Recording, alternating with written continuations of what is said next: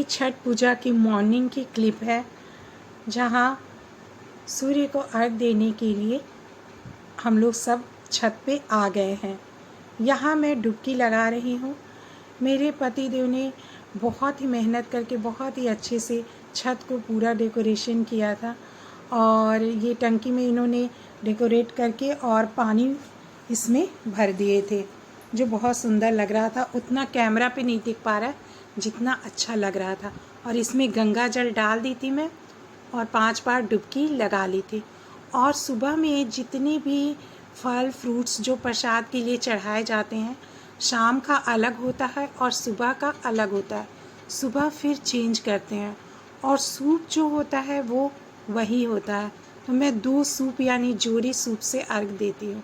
शाम को जो देती हूँ, फिर सुबह में इसमें जितने फल वगैरह हैं वो सारे चेंज होते हैं, और दिया जलाए जाते हैं, धूप बत्ती वगैरह जलाई जाती है, जो कि बहुत अच्छा लगता है।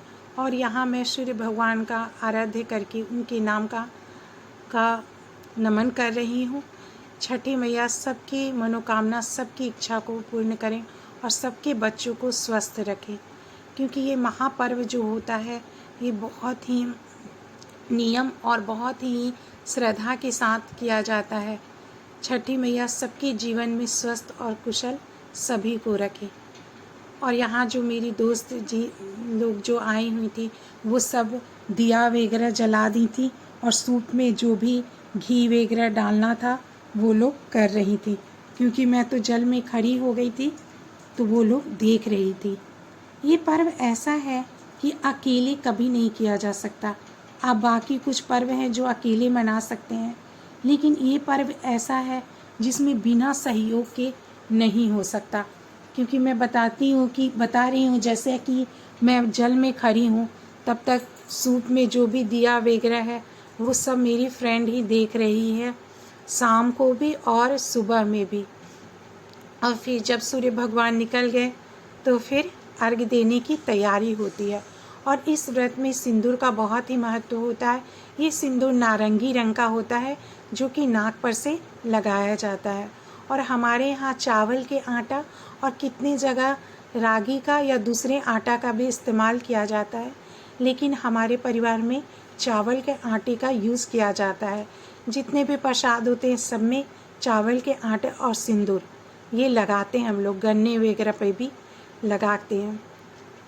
और यहाँ देखिए सब लोग अर्घ दिला रहे हैं, और इसमें घूम के अर्घ दे रही हूँ।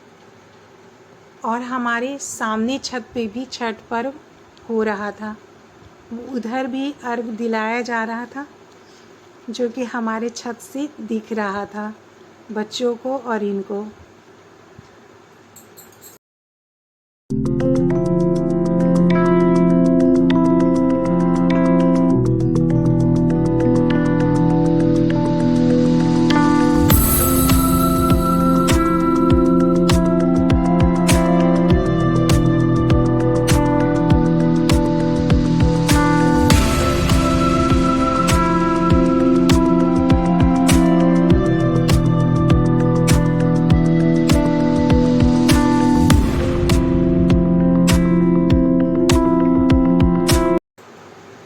और कहा भी जाता है कि छठ पर्व में जिसकी जो इच्छा मनोकामना होती है वो पूर्ण होती है, और जो भी निसंतान होते हैं उनको संतान प्राप्ति होती है।